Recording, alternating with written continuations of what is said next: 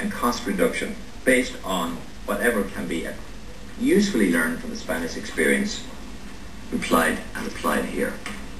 That's a proper exercise and one that we're fully engaged in.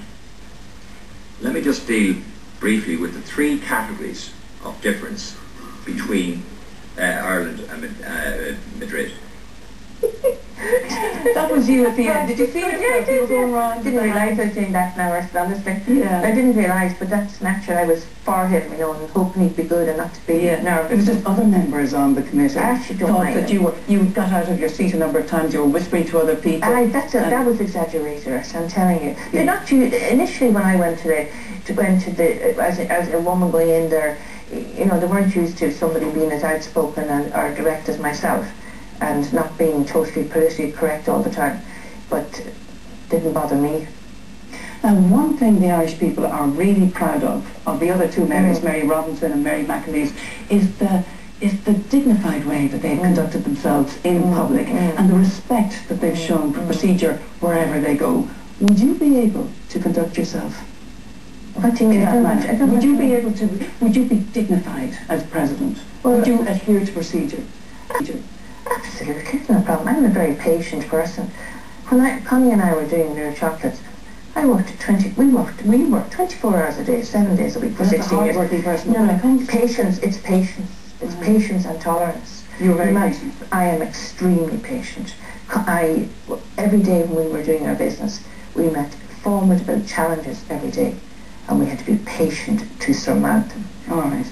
And let's take a quick look. Patience and tolerance. You're very patient. I am extremely patient.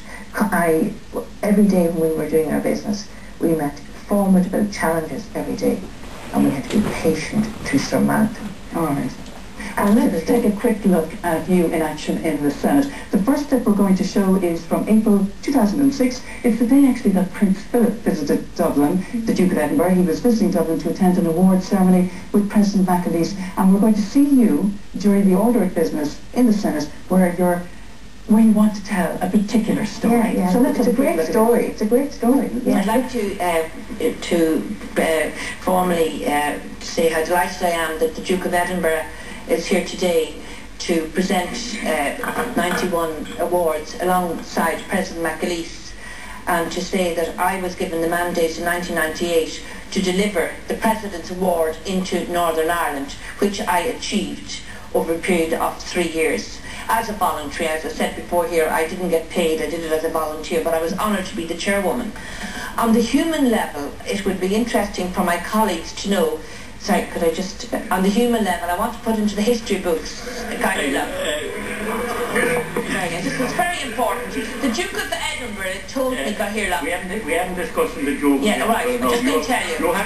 He told me, you'll be delighted to hear this, guys. He told me, it was his first official visit to Ireland, but he told me personally on our tete-a-tete that he had come in the British...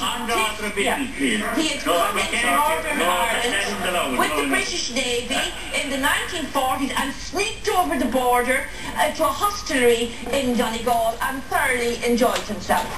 On the second level, he told me that... Yes, on the business.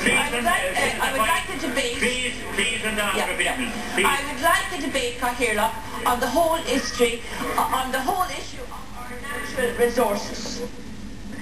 Right, well there you were determined to get that story on the record. It's a great story because... Of course it wasn't breach of the rules of the order of business. Actually, but now you can't... A lot of the rules in the Senate are too long there, you know. It needs to be more informal, where there can be more naturalness rather than rigidness, cutting people off. You know, it's a bit... Well, listen, we have another clip from that same day, where this time you're talking about the Rossport Five, and this time you wanted to talk about another member of the royal family, Sophie Wessex. Exactly. The wife of Prince Edward. Yeah. Take a look at this.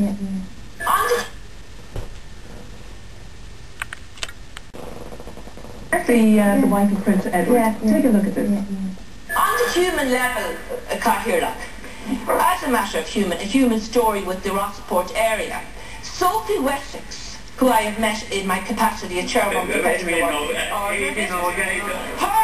ancestors came from Rockport area. Sophie Wessex, her great-great-grandfather came from We can't be mentioning everyone outside the house now, please. He was a master moor in Rockport, and during the 1798 rising, her family facilitated the French troops to go back to France. To finish up, Resume your seat now, please. That's my history. Please. Resume your seat. Sophie Wessex's great-great-grandfather came from Rockport. Senator Fenwick, please. The Rockport area. How is it you can raise it now? Sorry, it was a misunderstanding of what I was saying. Sophie Wessex is the wife of Prince Edward. And her great-great ancestor from That's not a kind of order. That's a kind of disorder. And Senator White, please respect. Please respect. That's the point. No, don't. I'd like you to respect this house and not being trying to make a sham of it. And that's what you're trying to do. And like, it is the House of Parliament. You should recognise that and appreciate it. And observe the dignity, give it the dignity it deserves, please. That's that